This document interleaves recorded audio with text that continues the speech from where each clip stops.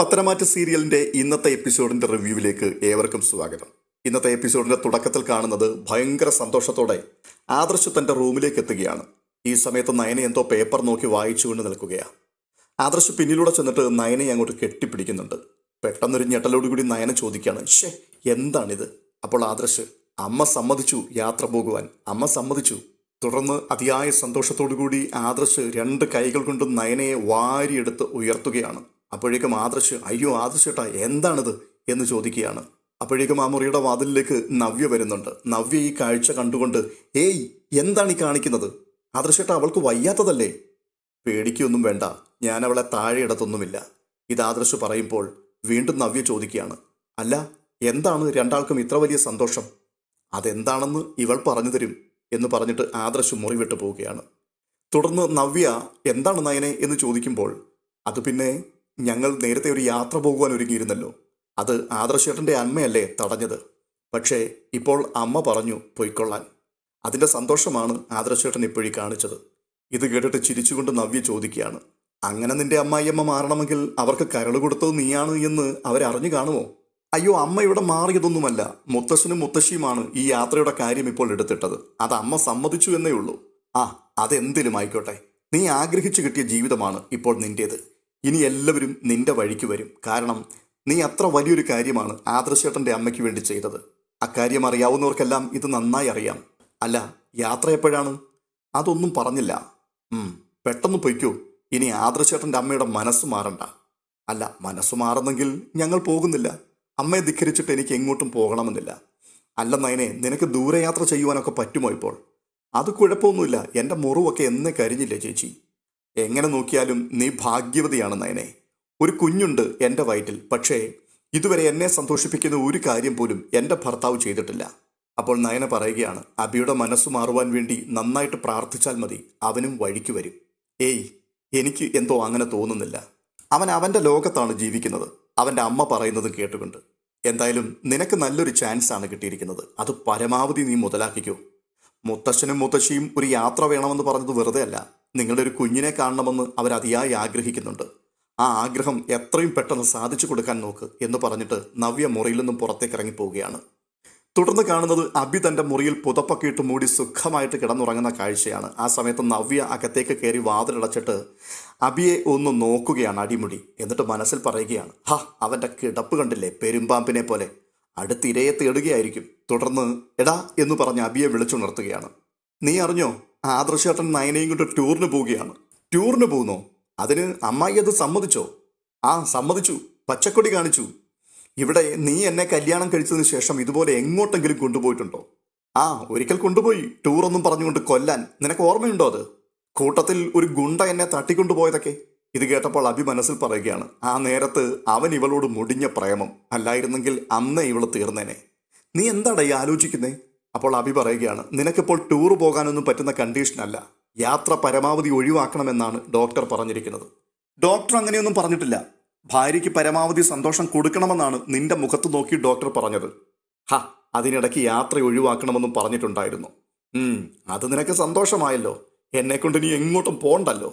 ഇന്നത്തെ പെൺകുട്ടികൾക്ക് കല്യാണത്തോടൊന്നും ഒട്ടും താല്പര്യമില്ല. അതിന്റെ കാരണം കല്യാണത്തോടു കൂടി എല്ലാവരും തളയ്ക്കപ്പെടുകയാണ്. അത് കേട്ടിട്ട് അഭി പറയുകയാണ്, അതിപ്പോൾ ആണുങ്ങളും അങ്ങനെ തന്നെയാണ്. കല്യാണം കഴിഞ്ഞ ശേഷം മിക്ക ആണുങ്ങളും കല്യാണം വേണ്ട എന്ന് പറയുന്നവരാണ്. അപ്പോൾ നവ്യ, അവിടെ എൻ്റെ അനിയത്തി ഭാഗ്യവതിയാണ്. അധികം പെൺകുട്ടികൾക്ക് കിട്ടാത്ത ഭാഗ്യമാണ് അവൾക്ക് കിട്ടിയത്. ആദർശേട്ടൻ അവളെ കൈവെള്ളയിൽ കൊണ്ടു നടക്കുകയാണ്. ഇത് കേട്ടപ്പോൾ അഭി പറയുകയാണ്, എനിക്കതിനുള്ള കരുത്തൊന്നുമില്ല. നീ എന്താ ആദർശേട്ടൻ അവളെ കൈവെള്ളയിൽ കൊണ്ടു നടക്കുന്നത് കണ്ടിട്ടാണോ വന്നത്? കണ്ടായിരുന്നു, ഞാൻ കണ്ടിട്ട് തന്നെയാണ് വരുന്നത്. എടുത്തു പൊക്കി അവളെ വട്ടം കറക്കുകയായിരുന്നു. എടി അതുപോലെ ഞാൻ നിന്നെ വട്ടം കറക്കിയാൽ അതിനൊത്ത് നിന്റെ വയറ്റിൽ കിടക്കുന്ന കുഞ്ഞും കറങ്ങും. അങ്ങനെ കറക്കിയിട്ട് കുഞ്ഞിന് എന്തെങ്കിലും സംഭവിച്ചാൽ നിനക്കും നിന്റെ അമ്മയ്ക്കും സന്തോഷിക്കാമല്ലോ. ശരിക്കും നീ എന്തിനാ ഈ ബെഡ്റൂമിലേക്ക് ഇപ്പോൾ വന്നത്? ഇവിടെ വന്ന ശേഷം എന്നെ കുറ്റപ്പെടുത്താത്ത ഒരു ദിവസമെങ്കിലും നിന്റെ ജീവിതത്തിൽ ഉണ്ടായിട്ടുണ്ടോ? നിന്നെ കാണുമ്പോൾ എനിക്ക് ദേഷ്യം വരികയാ. എന്നെയും എൻ്റെ കുഞ്ഞിനെയും സ്നേഹിക്കാത്ത ഒരുത്തൻ, അത് ഓർക്കുമ്പോൾ എനിക്ക് എന്നെ തന്നെ കൊല്ലാൻ തോന്നുകയാണ്. എടി നിന്റെ ഉള്ളിൽ ദേഷ്യവും അമർഷവും ഒക്കെ ഉണ്ടെന്ന് എനിക്കറിയാം, പക്ഷേ അതിൻ്റെ ഇരട്ടി എൻ്റെ ഉള്ളിലുണ്ട്. അങ്ങനെയുള്ളപ്പോൾ നമ്മൾ സംതൃപ്തരല്ലാത്ത ഭാര്യയും ഭർത്താവും അധികം സംസാരിക്കാതിരിക്കുന്നതാണ് നല്ലത്. എടാ ഇപ്പോൾ ഏത് നേരവും നിനക്കൊരു മൊബൈൽ ഉണ്ടല്ലോ. മിക്ക ആണുങ്ങളുടെയും കാര്യം ഇത് തന്നെയാണ്. അവരുടെ ആദ്യ ഭാര്യ അവരുടെ മൊബൈലാണ്. അത് കഴിഞ്ഞേ ഉള്ളൂ താലി കെട്ടിയ ഭാര്യയ്ക്ക് സ്ഥാനം. എടി തിരിച്ചും അങ്ങനെയൊക്കെ തന്നെയല്ലേ? നീയും ഏതു നേരവും മൊബൈൽ നോക്കിയല്ലേ ഇരിക്കുന്നത്? എടാ, ഞാൻ മൊബൈൽ നോക്കുന്നുണ്ടെങ്കിൽ അത് അന്യ പുരുഷന്മാരെ ഒന്നുമല്ല. എന്നാൽ നീ ഏതു നേരവും അന്യ പെണ്ണുങ്ങളെയാണ് നോക്കിക്കൊണ്ടിരിക്കുന്നത്. ഇതിനിടയ്ക്ക് ചാറ്റും ചെയ്യുന്നുണ്ട്. എന്ന് വെച്ചാൽ എന്നെ ചീറ്റും ചെയ്യുന്നുണ്ടെന്ന്. ഞാനൊന്ന് ഉറങ്ങാൻ കിടക്കുകയായിരുന്നു. ആ നേരത്തെ എന്നെ വന്നിങ്ങനെ ശല്യം ചെയ്യല്ലേ. ഇത് കേട്ടിട്ട് നവ്യ പറയുകയാണ്, എനിക്ക് ഉറക്കം നഷ്ടപ്പെട്ടിട്ട് ദിവസങ്ങൾ കുറേയായി. അങ്ങനെയാണെങ്കിൽ അടുത്ത പ്രാവശ്യം ചെക്കപ്പിന് പോകുമ്പോൾ ഉറക്കത്തിനുള്ള മരുന്നും കൂടി തരാൻ പറയാമടി. സ്ഥിരമായിട്ട് ഉറങ്ങാൻ പറ്റുന്ന എന്തെങ്കിലും മരുന്നുണ്ടോ എന്ന് ഡോക്ടറോട് ചോദിക്കും. അതാണ് നല്ലത് എന്ന് നവ്യ പറയുമ്പോൾ, മറ്റുള്ളവരുടെ ജീവിതത്തിലേക്ക് എത്തി നോക്കിയിട്ട് സ്വന്തം കുടുംബത്തിൽ വഴക്കുണ്ടാക്കുന്ന ഭാര്യ ഏറ്റവും വലിയ സ്വഭാവ ദൂഷ്യത്തിനുടമയാണ് എന്ന് ഞാൻ പറയും. അത് കേട്ടിട്ട് വീണ്ടും നവ്യ പറയുകയാണ്, മറ്റുള്ളവരുടെ നല്ല കാര്യങ്ങൾ അനുകരിക്കുന്നത് നല്ലത് തന്നെയാണ്. പിന്നെ അന്യ പെണ്ണുങ്ങളുടെ പുറകിൽ നടക്കുന്നതിനേക്കാൾ എത്രയോ നല്ലതാടാ സ്വന്തം ഭാര്യയെ ഒന്ന് സന്തോഷിപ്പിക്കുന്നത്. എടി, നിന്നെപ്പോലെ അത്യാഗ്രഹം പിടിച്ച പെൺകുട്ടികളെ എത്ര സന്തോഷിപ്പിച്ചിട്ടും കാര്യമില്ല. നീയൊന്നും ഈ ജന്മം തൃപ്തിയാകാനും പോകുന്നില്ല. നീയൊക്കെ സ്വപ്നലോകത്താണ് ജീവിക്കുന്നത്. സിനിമയിലെ ജീവിതമാണ് നിന്നെപ്പോലെയുള്ള പെൺകുട്ടികളൊക്കെ ആഗ്രഹിക്കുന്നത്. അപ്പോൾ നവ്യ പറയുകയാണ്, നയനയുടെ ജീവിതം അങ്ങനെയാണ്. അവളിപ്പോൾ സിനിമയിലെ പോലെ തന്നെയാണ് ജീവിക്കുന്നത്. എടി, ഒരു കാര്യം നീ മനസ്സിലാക്കിക്കൂ. എൻ്റെ ഏട്ടനെ പോലെ പെൺകൊന്നനാകാൻ എന്നെക്കൊണ്ട് പറ്റില്ല. അതുപോലെ നട്ടല് വളച്ചു നിൽക്കാനും പറ്റില്ല. എന്താ പറഞ്ഞേ? ഒന്നുകൂടെ പറഞ്ഞേ. എടാ, നട്ടലുള്ള ഒരാണാടാ നിന്റെ ചേട്ടൻ. പക്ഷേ നീ ഒരാണാണ് എന്ന് പറയാൻ എനിക്ക് പറ്റില്ല. എൻ്റെ കാലക്കേട് അല്ലാതെ എന്തു പറയാനാണ്? മലയ്ക്ക് പോകാൻ മാലയിട്ടിട്ട് അയ്യപ്പനെ പോലും പറ്റിച്ചവനാണ് നീ. പിന്നെ ഭാര്യയെ പറ്റിച്ചില്ലെങ്കിലേ ഉള്ളൂ അത്ഭുതം. ഇത് കേട്ടിട്ട് വല്ലാത്തൊരു അസ്വസ്ഥതയോടുകൂടി അഭി മനസ്സിൽ പറയുകയാണ്, ഓഹ്, ഇവള് ജീവിതത്തിൽ നിന്നും ഒഴിഞ്ഞു പോകുവാൻ വേണ്ടിയാണ് ഞാൻ അയ്യപ്പനെ കാണാൻ പോയത്. എന്നിട്ട് അയ്യപ്പനോട്ട് അതിനെ അനുവദിച്ചുമില്ല. തുടർന്ന് കാണുന്ന കാഴ്ച ആദർശും നയനയും കൂടി യാത്ര പോകുന്നതാണ്. വഴിയിൽ ആദർശ് നയനയോട് പറയുകയാണ്, അമ്മ ഇങ്ങനൊരു യാത്ര സപ്പോർട്ട് ചെയ്യുമെന്ന് ഞാൻ ഒരിക്കലും കരുതിയതേയില്ല. അപ്പോൾ നയന, സത്യം പറഞ്ഞാൽ എനിക്കും ഇപ്പോഴും അത്ഭുതമാണ്. അമ്മയ്ക്ക് നിന്നോട് സ്നേഹമുള്ളതായിട്ടൊന്നും എനിക്ക് തോന്നിയിട്ടില്ല. പിന്നെ അമ്മ ഇപ്പോൾ നിസ്സഹായയാണ്. മരണത്തെ മുഖാമുഖം കണ്ടതിൻ്റെ ഒരു വലിയ മാറ്റം അമ്മയിലുണ്ട്. അത് സത്യമാണ് ആദർശേട്ടാ. ഇപ്പോൾ കരൾ കൊടുത്ത പെൺകുട്ടിയെക്കുറിച്ചുള്ള അന്വേഷണമൊക്കെ നിർത്തിയോ അമ്മ?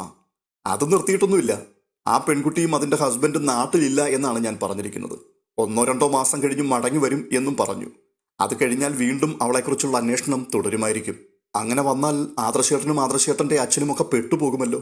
അപ്പോഴേക്ക് നീ അമ്മയെ സ്നേഹിച്ചൊന്ന് വശത്താക്ക്. പിന്നെ സത്യങ്ങൾ അറിഞ്ഞാലും കുഴപ്പമൊന്നുമില്ലല്ലോ. അതിനെന്നെ അമ്മ സ്നേഹിക്കണ്ടേ ആദർശേട്ടാ? നിന്നെ അമ്മ വന്ന് വിളിച്ചുകൊണ്ട് വന്നില്ലേ? ഇനിയിപ്പോൾ സാവകാശം അമ്മയെ കയ്യിലെടുക്കുകയാണ് വേണ്ടത്. ഞാനതിന് എൻ്റെ കഴിവിൻ്റെ പരമാവധി ശ്രമിക്കാം ആദർശേട്ടാ. ഇത് പറഞ്ഞവർ മുൻപോട്ട് നീങ്ങുകയാണ്. തൊട്ടു പിന്നാലെ കാണുന്നത് ആദർശിൻ്റെയും നയനയുടെയും വണ്ടി ഒരു അപകടത്തിൽപ്പെടുന്നതാണ്. ഉടനെ ദേവയാനി ഞെട്ടി എഴുന്നേൽക്കുകയാണ്. ഇതൊരു സ്വപ്നമായിരുന്നു. രാത്രിയിൽ ഉറക്കത്തിൽ ദേവയാനി കണ്ട സ്വപ്നം. പരിഭ്രമത്തോടുകൂടി ദേവയാനി ചാടി എഴുന്നേറ്റിട്ട് മെല്ലെ തൻ്റെ ഫോൺ എടുത്തുകൊണ്ട് മുറിയുടെ പുറത്തേക്ക് ഇറങ്ങുകയാണ്. എന്നിട്ട് ഫോണിൽ ദേവയാനി വിളിക്കുന്നത് ഡോക്ടറെയാണ്. ഡോക്ടർ ഫോൺ എടുത്തിട്ട് ചോദിക്കുന്നു, എന്താടോ വിളിച്ചത് ഈ സമയത്ത്? ഞാൻ ഉറക്കത്തിൽ ഡോക്ടറെ ശല്യപ്പെടുത്തിയോ?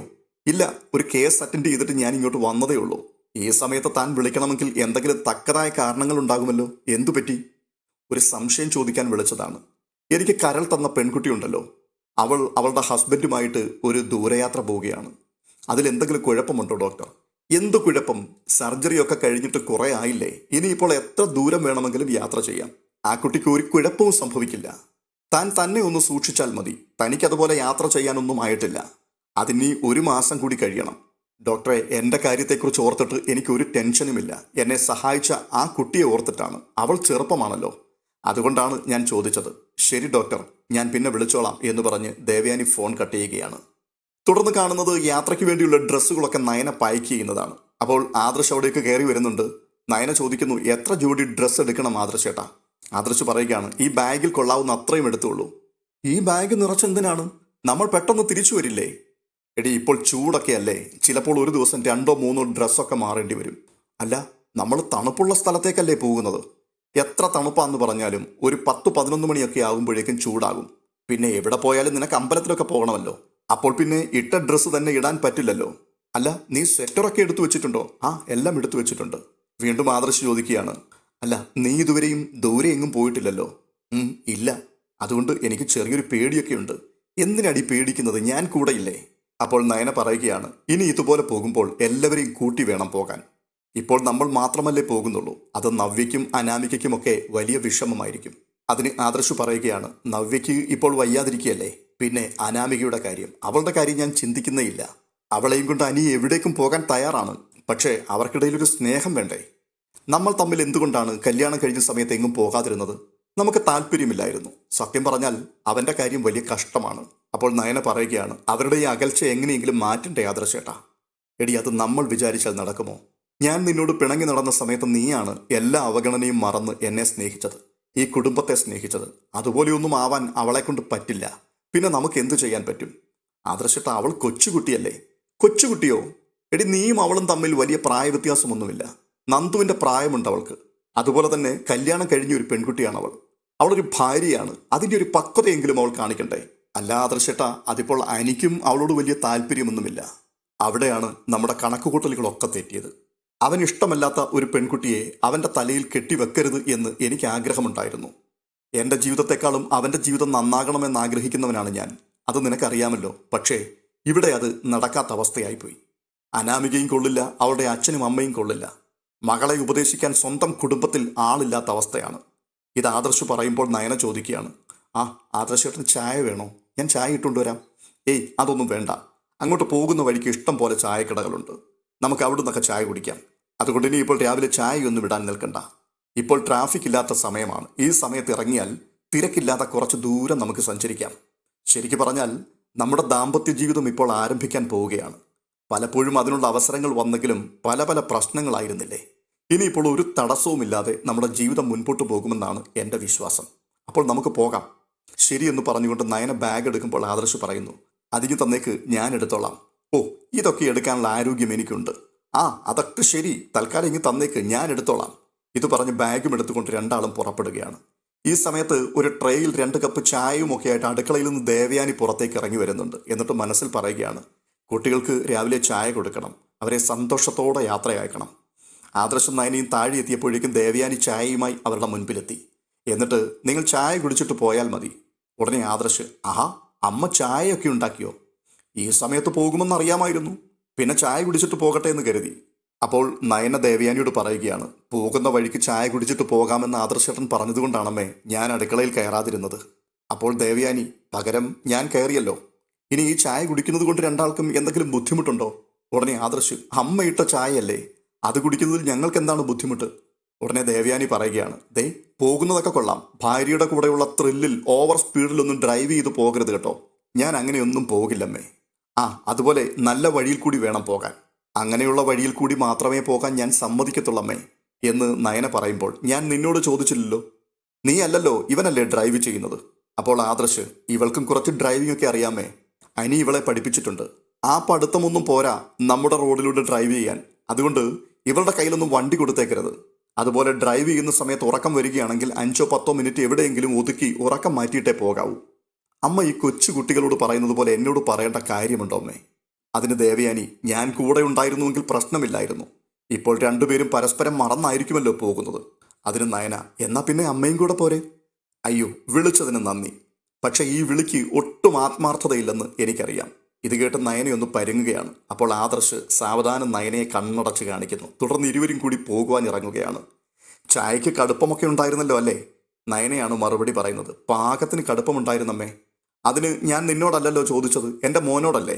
പെട്ടെന്ന് ആദർശിൻ്റെ മറുപടി, നല്ല കടുപ്പം ഉണ്ടായിരുന്നമ്മേ. ഡ്രൈവ് ചെയ്യുമ്പോൾ ഉറക്കം വരാതിരിക്കാൻ വേണ്ടിയാണ് കടുപ്പം കുറച്ച് കൂട്ടിയിട്ടത്. അത് തന്നെയാണ് വേണ്ടിയിരുന്നത്. എന്തായാലും ഞങ്ങൾ രണ്ടുപേരും പോയിട്ട് വരാമമ്മേ. ഇത് പറഞ്ഞിട്ട് രണ്ടുപേരും കൂടി ഇറങ്ങുകയാണ്. പിറകിന് വാതിൽക്കലേക്ക് ദേവയാനിയും നടന്നു ചെല്ലുകയാണ് സന്തോഷമുള്ള മുഖത്തോടുകൂടി.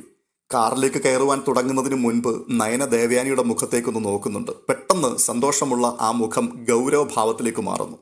ഇത് കണ്ടിട്ട് കാറിനുള്ളിലേക്ക് കയറി ആദർശിനോട് നയന പറയുകയാണ്, അമ്മയ്ക്ക് നല്ല വിഷമമുണ്ട് മോൻ്റെ ഒപ്പം ഞാൻ വരുന്നതിൽ. അപ്പോൾ ആദർശ് മറുപടി പറയുകയാണ്, അതല്ലെങ്കിലും ഞാൻ ദൂരെ യാത്ര പോകുമ്പോൾ അമ്മ അങ്ങനെയാണ്. ഞാൻ തിരിച്ചു വരും വരെ അമ്മയ്ക്ക് നല്ല വിഷമമായിരിക്കും. ഇനിയിപ്പോൾ ഇടയ്ക്കിടയ്ക്ക് വിളിച്ചുകൊണ്ടേയിരിക്കും. പക്ഷേ ഇത് നമുക്ക് കിട്ടിയൊരു ഗോൾഡൻ ചാൻസ് ആണ്. ഇത് നമ്മൾ മിസ്സാക്കാൻ പാടില്ല. ഇത്രയും പറഞ്ഞിട്ട് ഇരുവരും യാത്രയാകുന്നു. ദേവയാനി സന്തോഷത്തോടെ നിറകണ്ണുകളോടെ അവരെ ഇങ്ങനെ നോക്കി നിൽക്കുന്ന കാഴ്ച കാണിച്ചുകൊണ്ട് ഇന്നത്തെ എപ്പിസോഡ് അവസാനിക്കുകയാണ്. ഈ വീഡിയോ നിങ്ങൾക്ക് ഇഷ്ടപ്പെട്ടുവെങ്കിൽ തീർച്ചയായിട്ടും ലൈക്ക് ചെയ്യുകയും ഒപ്പം ചാനൽ സബ്സ്ക്രൈബ് ചെയ്തിട്ടില്ലാത്തവർ സബ്സ്ക്രൈബ് ചെയ്യുകയും ചെയ്യണമെന്ന് ഓർപ്പിക്കുന്നു. നാളത്തെ എപ്പിസോഡുമായി വീണ്ടും നാളെ കാണാം.